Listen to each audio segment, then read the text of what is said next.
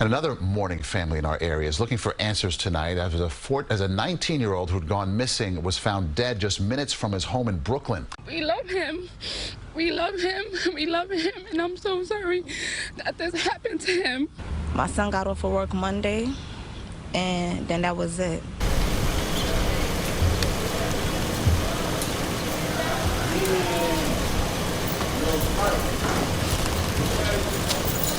I cannot forgive him, and I would not forgive him as of right now. What's up with y'all? What's up with y'all? Welcome back to Moxy Approved. This past week, arrests have been made in the murder of DeAndre Matthews, a SUNY College student that was studying criminal law. DeAndre Matthews was a 19-year-old college student who wanted to become a social worker. On Tuesday, police found him dead on the train tracks near Nostrand Avenue in Minwood with a gunshot wound to the head. His body badly burned. The medical examiner revealing he also suffered from smoke inhalation. Who was found brutally murdered in East Flatbush back in February. Since that day, earlier this year, people have been questioning the motive for this heinous act. Was it random? Was it due to DeAndre Matthews' sexual orientation? Or was it more to it? Now, as a mother, I'm suffering. My daughter don't have a big brother. My sister don't have a nephew. My mother don't have a grandson. Let's take a look and see how a 19-year-old college student was allegedly shot and burned by two older men who still has left this question of how something so brutal can happen to a kid that people described as harmless and overly friendly.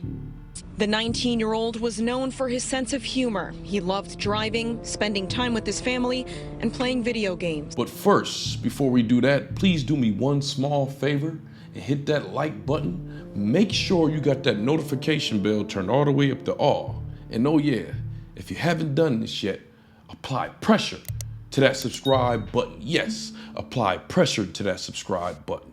I'm just angry, and I want justice for my son. Danielle Matthews found it difficult to talk about her 19-year-old son, DeAndre Matthews, and it's easy to understand why. The college student disappeared earlier this month after borrowing his mother's car. Police say he was found a few days later. DeAndre had been shot in the head, his body burned, and left on freight train tracks near Nostrand Avenue in Brooklyn. Matthews was a student at SUNY Broome Community College. He was studying criminal justice, and his family says he wanted to become a social worker. February 7th, earlier this year, DeAndre Matthews was found shot and burned to death with a shot wound to the head in East Flatbush after missing for a short period of time. He had borrowed his mother's car late one afternoon, never to be seen again. DeAndre's sister says her brother left his job at Buggy Service Center around 5 p.m. Monday and went home to borrow their mother's Jeep for the night. She was one of the last people to speak to DeAndre on the phone before he disappeared. Matthews, being the only boy surrounded by a formidable group of women, which included his mother, his sister, his aunt, and his grandmother, definitely held a special position among these people, being that he was one of the only males around. So when he went missing, it left an empty slot in the lives of those people that he was involved with. DeAndre would try to find the good in anyone, and I believe that was his downfall. Say his name! Say his name! I can't eat, I can't sleep. Sometimes I don't even know if I want to breathe. Mother, you understand? I don't know where to go. Like, I have my daughter, but that was my son. That was my best friend. He made me a mother. We love him. We love him. We love him. And I'm so sorry that this happened to him. My son got off of work Monday, and then that was it. This is disgusting. Like, my brother didn't do anything to nobody, and I could really say. And my sister, she don't deserve this at all. At all. He's just so nice to people.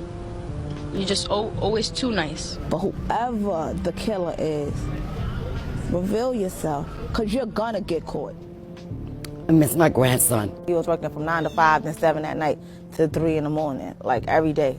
People quickly begin to ask questions and look for clues how something so fatal like this could occur. He was working hard. This wasn't for retaliation. Maybe because he was a black gay man, I don't know. He was gay, and I feel as if this could have been a hate crime. His body was discovered to have a gunshot to the head with smoke inhalation. His mother's car was found in Crown Heights, burned to a crisp, but the body was found in East Flatbush on some train tracks. So it seemed whoever did this poorly planned it. Since the body had found to have smoke inhalation, they had maybe tried to burn the body inside the car initially, but then changed their mind and transported the body to another location. I say that to say that alone would make this unlikely a random situation and very personal. On Tuesday, police found him dead on the train tracks near Nostrand Avenue in Minwood with a gunshot wound to the head. His body badly burned. The medical examiner revealing he also suffered from smoke inhalation. People that are responsible for taking my grandson away from us, y'all would be caught. Justice would be given for DeAndre. And you're heartless, cruelest, and emotional the people. For weeks, the search continued until early May, the first alleged suspect was apprehended, a college football player from Brooklyn that played in New Haven that goes by the name of Remy McPrecia. Earlier this month, 24-year-old Remy McPrecia, who police say was also involved, was charged with concealment of a human body and tampering with physical evidence. Oddly enough, Remy was a 24-year-old college linebacker.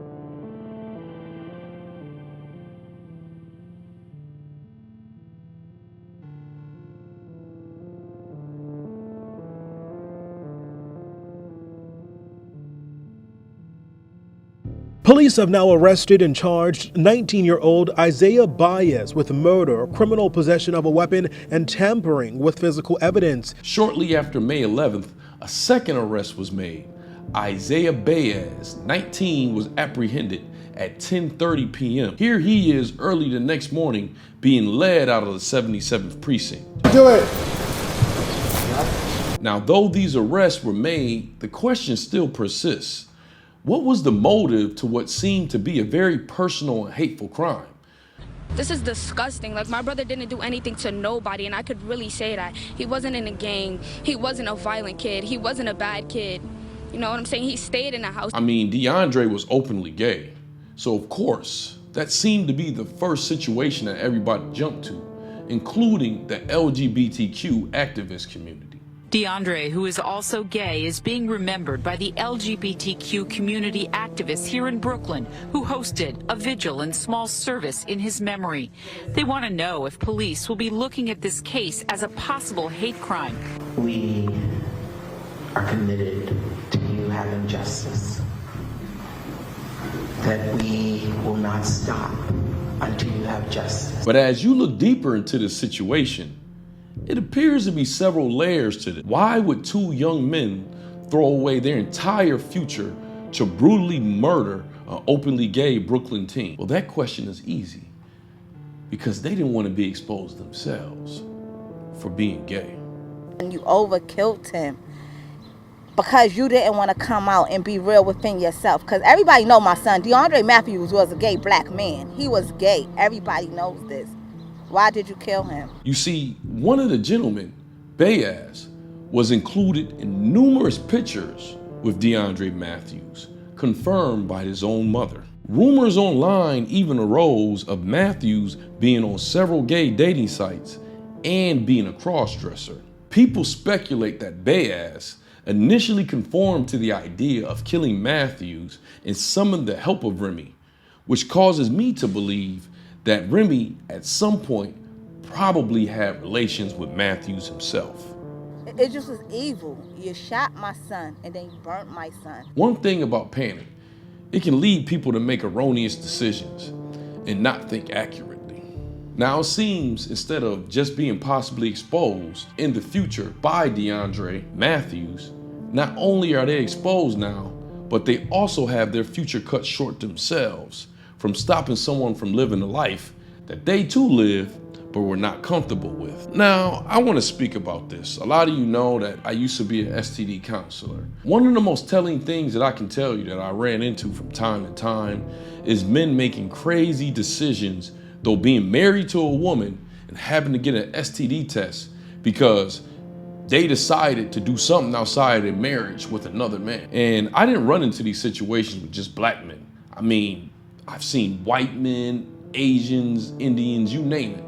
I've seen them come in and get tested for making crazy decisions like this. But the part that stuck with me is from time to time, after these men having to tell me some of these crazy decisions they made, sometimes I would have to allude to the fact that these men were involved in homosexual acts.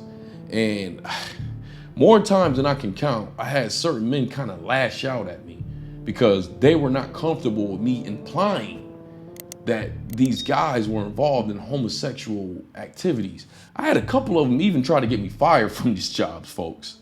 And it always shocked me from the delusion.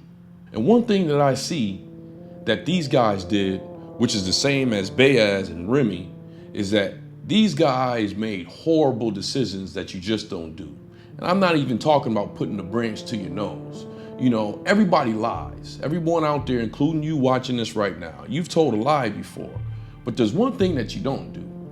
You don't lie to yourself. And it seems like these two gentlemen lied to themselves. And when it seemed like this lie was about to be exposed, that was a deal breaker for these gentlemen.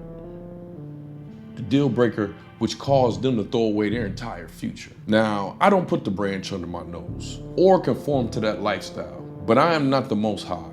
I don't get to decide who lives or dies unless somebody is trying to make a decision whether I get to live or die.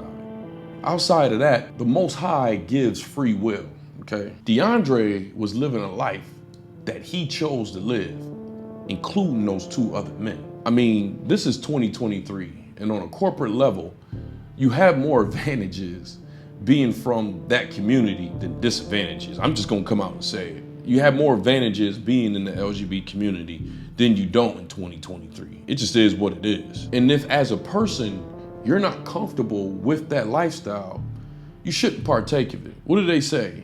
Everything that's in the dark shall come to light.